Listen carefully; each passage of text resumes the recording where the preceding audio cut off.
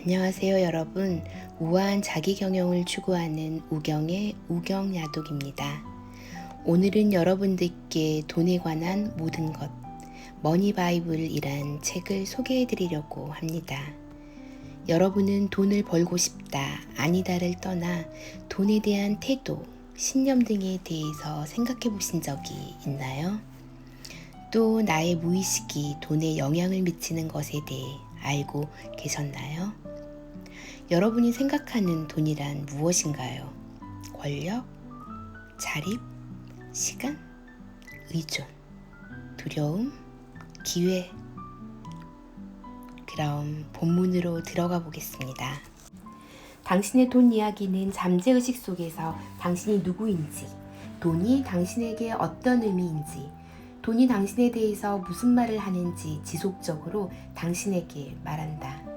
당신이 어느 정도를 받을 자격이 있는지, 당신이 얼마나 가치 있는 사람인지, 당신에게 얼마만큼의 능력이 있는지, 당신에게 더 많은 돈이 있다면 어떤 일이 일어날지, 당신이 지금 가진 모든 것을 잃으면 어떤 일이 일어날지에 대한 대화는 항상 진행 중이다. 새 차를 보고 갖고 싶다는 마음이 드는 순간 당신은 당신의 돈 이야기가 반영된 행동을 한다. 의식적인 사고 바로 아래층에 위치한 돈 이야기에 이 차는 내 가치를 높여줄 거야. 이 차만 있으면 문제가 해결될 거야. 이 차를 타면 사람들이 나를 우러러보겠지? 내가 누구인지 보여줄 수 있을 거야. 와 같은 줄거리가 추가되기 때문이다. 예를 들어 당신의 인생 이야기에서 돈의 역할은 가난 혹은 결핍, 줄거리는 일이 잘 안 풀리네, 하지만 그럭저럭 잘 헤쳐나가고 있어 정도라고 하자. 이 이야기 내에서는 당신이 재정적인 자유나 번영이라는 목표를 세운다 하더라도 쉽게 꺾이지 않는 내면의 내레이터는 계속해서 당신에게 속삭일 것이다. 난 신용카드 빚에서 영원히 헤어나오지 못할 거야. 그럼 당신이 그 목소리를 듣건 듣지 못하건 결국 내면의 내레이터가 당신에게 말하는 이야기는 당신의 이야기가 될 것이다. 의사가 당신에게 기분이 나아질 거라고 이야기하면 정말로 그렇게 되는 것과 마찬가지다. 만약 사람들이 당신이 하찮은 존재라고 말한다면 어떻게 될까? 부모님, 친구들, 배우자가 당신에게 부유해질 수 없다고 말한다면, 혹은 스스로 자신에게 그렇게 말한다면, 반대로 주위 사람들이나 당신 스스로 당신이 부유해질 수 있다고 말한다면, 우리의 돈 이야기는 돈에만 국한된 것이 아니며 모든 것에 관한 것이다. 우리가 하는 모든 것에 침투하고 우리 인생의 모든 측면에 개입한다. 우리가 먹고 마시고 읽고 두려워하고 계획하고 사는 건 모두 우리의 돈 이야기의 영향 아래 있다는 말이다. 우리의 건강, 직업, 가족, 꿈은 모두 우리의 돈 이야기가 미리 정해놓은 줄거리대로 흘러간다. 하루가 지날수록 한 푼 한 푼 사용할수록 우리의 돈 이야기가 우리의 인생 이야기가 되는 것이다. 잭 휘테커의 사례가 대표적인 예이다. 로또에 당첨되었지만 빈곤과 갈등으로 가득한 그의 인생 이야기는 조금도 바뀌지 않았다. 로또 당첨 사건이 축복이 될 수도 있었지만 오히려 그의 인생 이야기가 그 사건을 저주로 만들어버렸다. 물론 잭의 사례가 극적이긴 하지만 대부분의 로또 당첨자들도 의뢰의 빚에 쪼들리며 힘들게 살아가고 비슷한 경험을 한다. 이처럼 돈 이야기는 가공할 만한 위력을 과시한다. 이와는 정반대로 작용하는 경우도 있다. 대부분의 억만장자들은 태어날 때부터 부자가 아니라는 사실을 기억하는가? 그들은 어떻게 지금의 결과를 얻을 수 있었을까? 그들이 자신에게 들려준 이야기 때문이다. 유인원 집단에 들어간 2명의 인류학자와 마찬가지로 당신이 어떤 가정을 하건 그것이 현실이 될 것이다.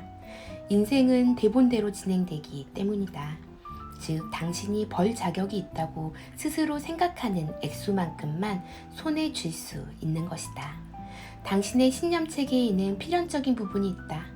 본인의 돈 이야기에 대한 소유권을 갖지도 못하고 제대로 인식하지도 못한 상태에서 스스로를 제한하는 가정을 뛰어넘기 위한 유일한 방법은 무엇일까? 필연적인 사건이 발생하는 시기와 방식을 직접 결정하는 등 당신의 뜻대로 사건을 움직이는 것이다. 예를 들어 어떤 서비스를 제공한 뒤 그 대가로 최고 금액을 받을 자격이 있는지 스스로 의심한다면 항상 최저임금을 받을 수밖에 없다.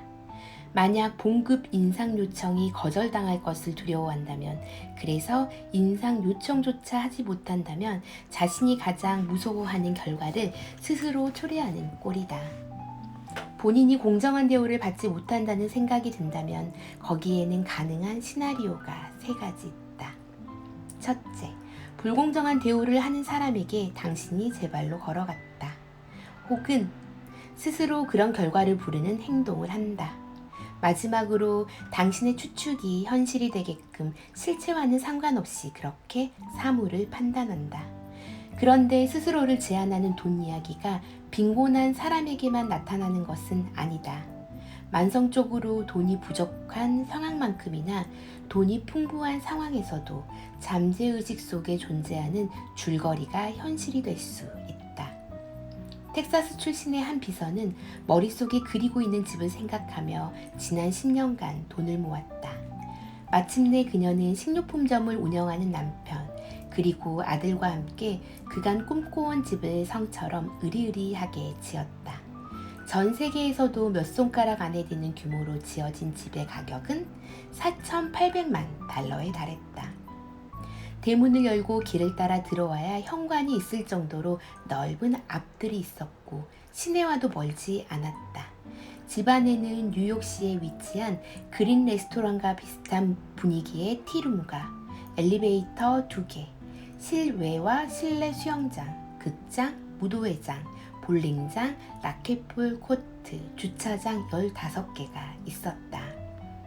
부부는 자신들의 성 골드필드를 따서 금의 집이라는 뜻의 이름을 지었다. 그 후로 동화 속 성 같은 집에서 오랫동안 행복하게 살았을까? 꼭 그렇지만은 않았다. 골드필드 부인은 꿈의 집에서 2달간 지낸 후 집을 부동산에 내놓았다. 어떤 꿈은 실현하지 않고 그대로 남겨두는 것이 좋은 것 같네요. 그녀는 조용히 이렇게 회상했다. 우리들 대부분은 골드필드 부인만큼 운이 좋지는 못하다. 4,800만 달러짜리 집에서 살 수 없어서가 아니라 우리가 살고 있는 돈 이야기에 대한 진실을 보지 못하거나 더 행복한 인생을 위한 변화의 첫걸음조차 떼지 못하기 때문이다. 우리 돈 이야기의 대부분은 숨겨져 있기 때문에 이야기를 볼 수 없다는 것이 문제이다. 볼 수 없으면 시험이나 변화를 시도하는 것조차 불가능하지 않은가? 소크라테스는 시험하지 않는 삶은 살 가치가 없다고 말했지만 나는 시험하지 않는 삶은 더 좋게 바꿀 수 없다고 말하는 것이 더욱 안전하리라 생각한다. 캘리포니아 남부에 25년간 재정 상담을 해온 친구가 있다. 이제까지 그 친구는 수백 명의 사람들에게 간단한 수입, 지출 내역서를 작성하게 시켰다. 그 중에서 얼마나 솔직하고 정확한 내역서를 가지고 왔을 것 같냐고 내게 물었다. 50%? 아니면 25%? 그는 0%라고 대답했다. 솔직한 사람이 하나도 없다는 것이다. 이는 이야기에 엄청난 힘을 보여주는 결정적인 증거이다. 우리가 아무리 많이 배우고 똑똑하고 정교하다 하더라도 자신의 이야기를 본인 모르게 숨기고 있다. 이처럼 비밀로 하기 위해 사용하는 방법은 다양하다. 부인, 우리는 신용카드로 물건을 구매할 때마다 각각의 구매를 따로 생각하기 때문에 총 얼마를 사용했는지 알지 못한다. 그렇게 우리는 편리하게 카드 대금을 모른 채 살아간다. 이건 비싸. 하지만 이번에 한번 좀 사는 것도 그렇게 나쁘진 않겠지? 라며 스스로를 위안한다. 그러면서 그런 식으로 최근에 산 물건이 쌓여간다는 사실을, 또한 앞으로도 그럴 것이라는 사실을 모른 채 한다. 분류. 보너스와 세금 환급과 같이 예기치 않은 돈이 생기면 우리는 저축해서 모은 돈과는 달리 다른 방식으로 사용한다. 어차피 생각지도 않았던 돈이잖아. 그러니까 굳이 그렇게까지 따질 필요는 없잖아. 합리화. 고액의 물품을 구입할 때 우리는 장기간에 걸쳐 비용을 분할한다. 오디오가 비싸긴 하지만 앞으로 3년간 사용할 것을 생각해서 가격을 365일 곱하기 3년으로 나누면 하루에 고작 6센트밖에 안 되잖아. 회피. 경기가 불황이고 주식이 폭락하더라도 우리는 눈앞에 보이는 증거를 무시하며 논리적인 사고로는 당분간 기대하기 어려운 회복을 기대한다. 혹은 자신의 재정적인 능력으로는 살 수 없는 물건을 신용카드로 사버리고는 신용카드 빚 같은 건 없어 라며 자신을 위로한다. 또는 신용카드 고지서를 받았지만 보지 않고 어떤 행동도 취하지 않고 있다가 납기일을 넘긴다. 마치 신용카드 대금에 대해서 아무 말도 하지 않고 아무런 행동을 취하지 않으면 사라지기라도 하는 것처럼. 흥정. 우리는 쇼핑을 하면서 스스로 다짐한다. 앞으로는 허리띠를 좀 더 바짝 졸라매 저축해야지. 다음 달부터. 자신에 대한 불충, 저축 등에 대한 목표나 특정한 전략을 세운 후 마음을 딴 데 돌리고는 스스로 세운 목표와 계획을 등한시한다. 도전. 스스로에게 가장 도움이 되는 예산을 세운 뒤 정말로 사고 싶은 무언가가 생겼는데 그것이 예산을 초과하는 경우가 있다. 이럴 때 사람들이 자동차 범퍼에 자주 붙이는 스티커 슬로건 권위에 도전하라를 몸소 실천하면서 자신의 생각과는 상반되는 쇼핑을 한다. 이때 우리가 도전하는 권위는 다른 사람의 것도 아니고 본인 스스로의 것인데도 말이다. 우리가 자신의 돈 이야기에 대해 잘 모르는 전형적인 원인을 파악하려면 애초에 돈 이야기가 어떻게 구성되어 있는지 알아야 한다. 돈 이야기는 크게 4개의 층으로 구성되어 있으며 각각의 층은 각기 다른 특성을 지니고 있다. 1. 감정. 우리의 인생과 우리를 둘러싼 세상에 존재하는 돈에 관한 신념, 돈의 표상, 감정, 노력과 연관된 본능적 반응. 2. 행동. 돈을 위해서 혹은 돈을 가지고 우리가 하는 것. 3. 생각. 돈과 돈의 상징물에 대해 어떤 생각을 하는가. 4. 경험. 돈에 대한 전반적인 반응. 돈의 중요성. 우리 삶에 나타나는 돈과 연관된 증상. 감정.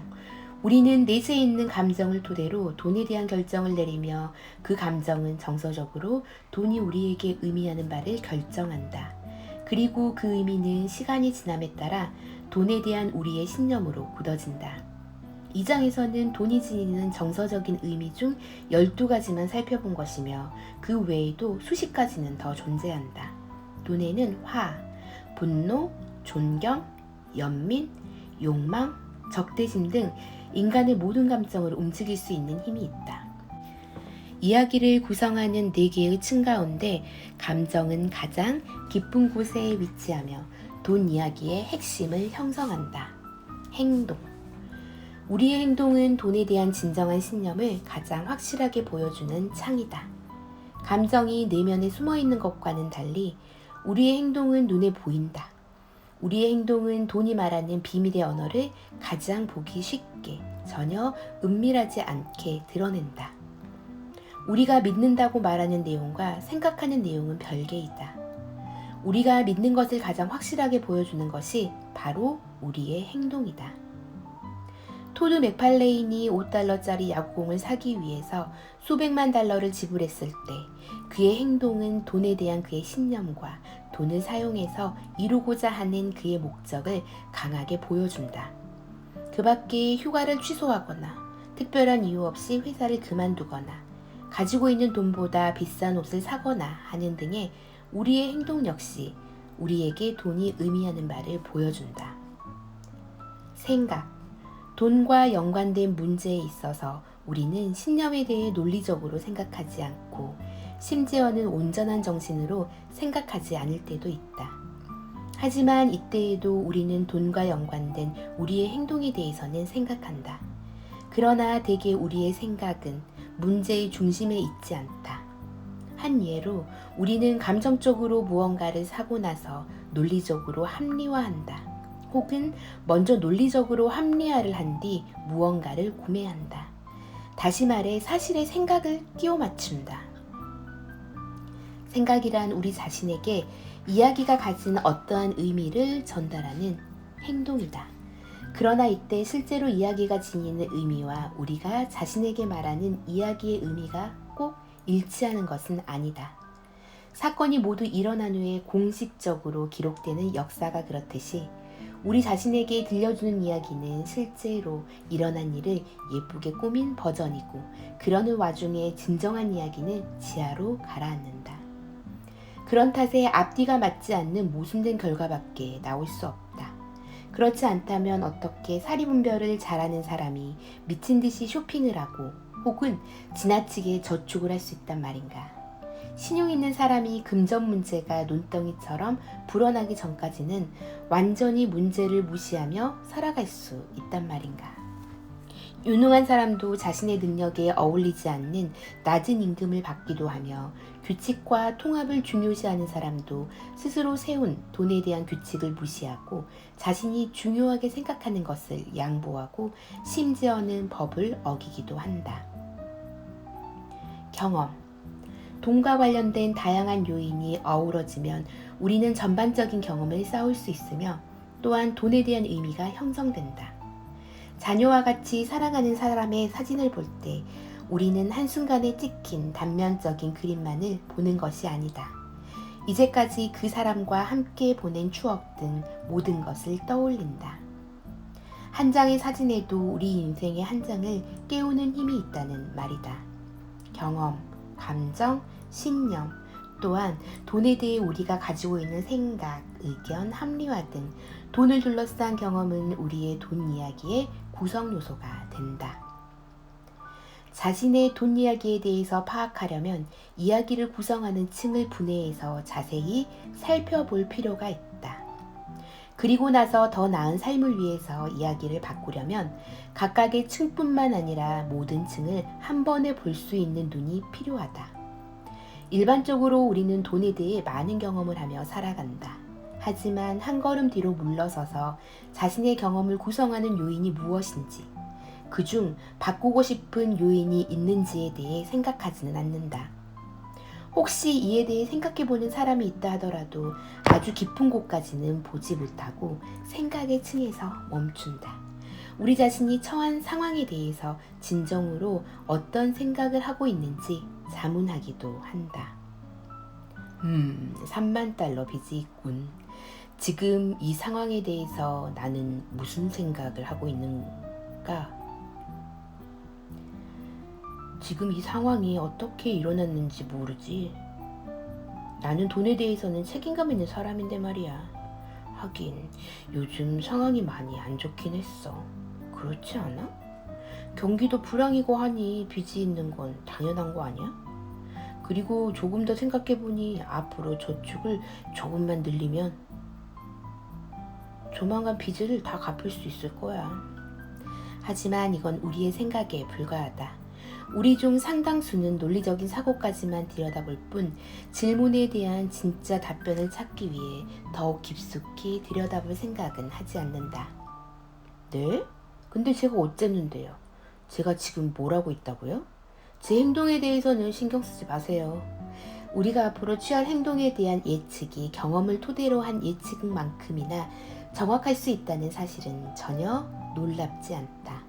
실제 자신이 돈을 가지고 하는 행동을 도마 위에 올려놓았을 때 자신의 행동을 인정하는 일은 자신이 알코올 중독자라는 사실을 인정하는 것만큼이나 용기가 필요하다. 하지만 이 정도로 충분하지는 않다. 자신의 돈 이야기의 실체를 제대로 보려면 단순한 행동 그 자체뿐만 아니라 행동을 유발한 내면의 감정에 대해서도 살펴봐야 한다. 우리는 이야기에 수반되는 잘못된 추측과 신념도 검토해 볼 필요가 있다. 우리의 돈 이야기 중 바꿔야 할 부분을 찾으려면 먼저 이야기를 열어서 안을 잘 들여다본 뒤 행동에 숨어있는 이유를 파악해야 한다. 제리의 예화처럼 돈 이야기에서 끊임없이 등장하는 테마는 어린 시절에 시작된 무언가다. 여기에서는 어린 시절 부모님의 무릎에 앉아서 배운 돈 이야기 몇 가지에 대해서 살펴보자. 돈은 나무에서 딸 수 있는 것이 아니란다. 사람이 돈으로 만들어졌다고 생각하니? 너의 아버지나 나에게 충분한 것이면 너에게도 충분한 거란다. 우리는 생필품을 충분히 가질 자격이 있는 존재란다. 하지만 그 이상은 탐욕이란다. 큰 돈을 벌려면 정말로 열심히 일해야 한단다. 그리고 큰 돈을 벌었다 하더라도 그 돈은 사라질 수도 있단다. 돈은 정말로 중요한 것에 척도란다. 자신이 원하는 것에 대해서 떠들어대는 사람들은 많단다. 하지만 그것을 얻기 위해 정말로 지갑을 열어서 돈을 꺼내기 전까지는 모두 헛소리에 불과하단다. 돈과 정말로 소중한 가치는 상호 배타적이란다. 세상에는 돈을 좇는 사람도 있고 선을 행하는 사람도 있지. 하지만 이 둘을 동시에 할 수 있는 사람은 없단다. 돈을 나무에서 딸 수도 있단다. 그걸 신용이라고 부르지. 똑똑해서 어떻게 그런 일이 가능한지 이해하는 사람들은 큰 돈을 만진단다. 이 중에 공감이 가는 내용이 있는가? 그 밖에 당신의 어린 시절에 들은 다른 내용이 있는가? 당신의 과거와 현재의 이야기를 검토할 때 조사의 방향을 잡는 데 도움이 될 3단계 방법이 있다. 1. 어떤 신념이 당신의 돈 이야기의 근거가 되는가?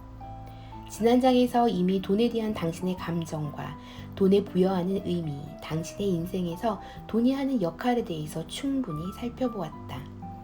이 같은 감정과 의미의 결정체가 바로 당신이 믿는 신념이다. 일종의 현실처럼 보이지만 신념은 개인이 만든 창조물이다. 과거의 한 시점에서 감정의 영향을 받은 각각의 신념은 어떠한 결정에서부터 시작됐을 것이다. 그리고 오늘날에는 당신이 내리는 결정의 형태로 신념이 존재한다. 언제나 당신의 마음을 바꿀 수 있다는 사실을 기억하라. 2. 각각의 견해나 신념의 토대가 된 처음 결정을 내릴 때가 언제인가? 예를 들어 처음 결정은 극심한 절망이나 고통스러운 에피소드를 낳는다. 돈에 대한 부모님의 염려나 퇴직 사실을 아는 아이는 금전적인 문제를 고려해서 조심스러운 결정을 내린다. 이는 오히려 미래를 위한 준비나 저축에 건전한 동기가 될 수도 있고 혹은 재정적인 위험을 신중하게 판단할 수 있는 힘을 키워준다. 그러나 반대로 비합리적이고 건전하지 못한 습관을 초래할 수도 있다. 가령 돈에 대한 정직한 토론을 수치스럽게 생각한다거나 성장을 위해 필요한 적절한 위험조차 감수하지 않는다거나 자신의 가치에 전혀 미치지 못하는 수당을 받으며 일할 수도 있다. 금전적인 습관은 유전자를 통해 부모님을 통해 물려받는 성질의 것이 아니다. 자신이 희생자라는 생각이나 오랜 세월 기준 미달의 시급을 받은 일이 자신의 정체성과 이야기 전체에 영향을 미친 것이다. 3. 처음 결정과 현재 당신이 지닌 관점과는 어떤 관계인가? 당신의 추측이 현재의 삶에 미치는 영향, 정서적, 금전적 비용 등에 대해서 인정하라. 그리고 각각의 신념을 차례대로 검토하면서 처음 시작이 어떻든 현재 어떤 역할을 하는지 살펴보라. 예를 들어 부모님이 돈에 대해서 공개적으로 잘 이야기를 하지 않는 분이었다면 당신 역시 돈에 대한 공개적인 토론을 억제하며 살고 있을 것이다. 다시 말해 어린 시절에 내린 결정이 성인이 된 지금에도 힘을 발휘하고 있는 것이다. 그렇지만 과연 그럴 필요가 있을까? 공개적인 토론을 억제하기 위해 에너지를 쏟고 있다면 그만한 가치가 있는가? 당신이 무엇을 생각할지는 당신 스스로 결정한다는 사실을 기억하라. 또한 돈에 어떤 의미를 부여하는 사람도 바로 당신이며 그 의미와 관련하여 어떤 행동을 취할지 결정하는 이도 다름 아닌 당신이다. 각각의 경험에 대해서 한 번만 더 차례대로 생각해보자. 위의 경험이 증명하는 이야기가 있는지 살펴보라. 만약 일어난 사건에 대해 본 경험을 통해 배운 교훈은 뭐뭐로 끝나는 문장으로 설명한다면 어떻게 하겠는가? 얼마나 자신에 대해서 잘 알고 있는지, 그리고 알고 있는 내용으로 당신이 어떻게 하는지에 따라서 당신의 돈 이야기의 성패 여부가 결정된다. 돈이 행복을 가져다 주는 것이 아니다. 당신이 어떻게 돈 이야기를 쓰고 어떻게 그 이야기대로 살아가는지에 따라서 당신의 미래가 결정된다. 모든 중요한 관계에는 각각의 역사와 이야기, 더 나아가 언어가 있게 마련이다. 우리 인생에서 가장 오랫동안 지속되는 관계는 우리와 돈과의 관계이다. 우리가 세상에 나오기 전부터 부모님은 돈에 대해서 이야기를 했고, 우리가 세상을 떠난 후에도 우리의 자식들이 돈에 대해서 이야기할 것이다. 자동차를 사도 길어야 10년, 배우자와 함께 지내는 시간도 50년 정도뿐이지만 돈과는 결코 헤어질 수도 없다. 또한 돈으로부터 도망칠 수도 없는 일이다. 그러므로 돈과의 관계를 잘 맺는 것이 좋지 않겠는가? 당신의 돈 이야기의 진정한 힘은 바로 여기에 있다. 돈은 당신의 인생 곳곳에 스며들어 있어서 다양한 방법으로 관여할 수 있다.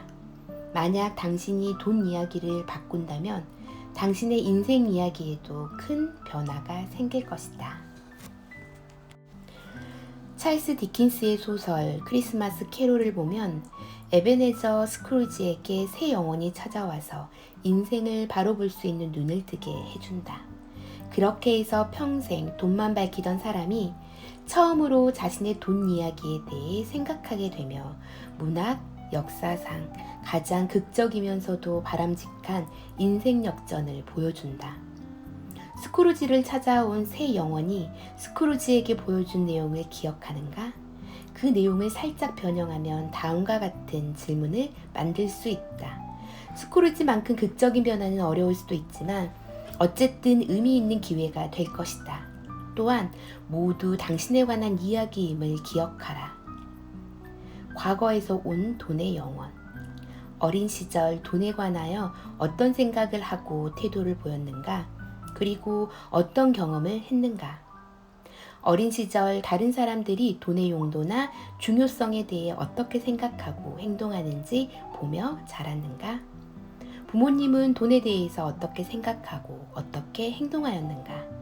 부모님은 자신들보다 돈이 많은 사람들에 대해서 어떻게 생각하고 어떤 말씀과 행동을 하셨나? 부모님은 자신들보다 돈이 적은 사람들에 대해서 어떻게 생각하고 어떤 말씀과 행동을 하셨나? 부모님은 당신에게 돈에 대해서 어떤 말씀을 하셨는가? 부모님의 말씀과 행동의 일관성이 있었는가? 현재의 돈의 영혼. 돈에 대해서 어떤 신념을 갖고 있는가? 돈이 많은 사람들은 운이 좋은 이들이라 생각하는가? 내가 돈을 얻을 만한 자격을 갖추면 돈이 들어올 것이다 믿는가? 부와 영성은 상호 배타적이다. 그러므로 부유하거나 선한 것이지 부유하면서 선할 수는 없다고 생각하는가? 부유한 사람들은 다른 사람들과는 다르다고 생각하는가? 요즘 경제 상황에서 큰 돈을 벌기란 하늘에서 별 따기라고 보는가? 무엇을 표현하기 위해서 혹은 무엇을 하기 위해서 돈을 사용하는가? 당신 자신을 위해서? 다른 사람들을 위해서? 순종이나 성취에 대한 보상으로? 성장을 촉진하기 위해서? 기회를 얻기 위해서? 통제를 위해서? 처벌을 위해서? 행동이나 애정을 조작하기 위해서? 당신이 돈을 다루는 방법을 통해 자아의 가장 깊은 내면이 직접적으로 드러난다고 하자. 그렇다면 깊은 내면의 어떤 모습이 보이는가? 돈을 통해서 혹은 돈을 쫓는 과정을 통해서 당신의 인생 목표에 가까워졌는가? 아니면 멀어졌는가? 대인관계에 대해서도 생각해보자. 남들과 가까워지는가? 아니면 그 반대인가? 미래에서 온 돈의 영혼. 무엇을 위해서 돈을 사용하는가? 자유? 창의력? 권력? 권위? 자신의 가치? 돈, 재정, 지출, 목표, 저축, 부채 등에 대해서 당신의 배우자와 얼마나 솔직하게 터놓고 이야기하는가? 돈에 관한 세부 사항에 대해서 자녀와는 얼마나 개방적으로 이야기하는가? 돈에 대해서 자녀에게 어떤 말을 하는가? 당신이 자녀에게 말하고 행동하는 것에 일관성이 있는가? 어떠셨나요? 이 책은 저자의 경험과 사례를 통해 사람과 돈의 관계, 삶 전반에 돈이 어떤 영향을 미치는지, 또 인간의 내면과 돈이 어떤 관계가 있는지에 대해 설명하고 있습니다.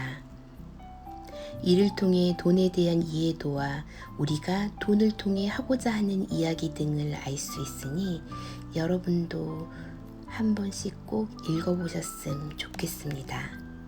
오늘도 들어주셔서 감사합니다.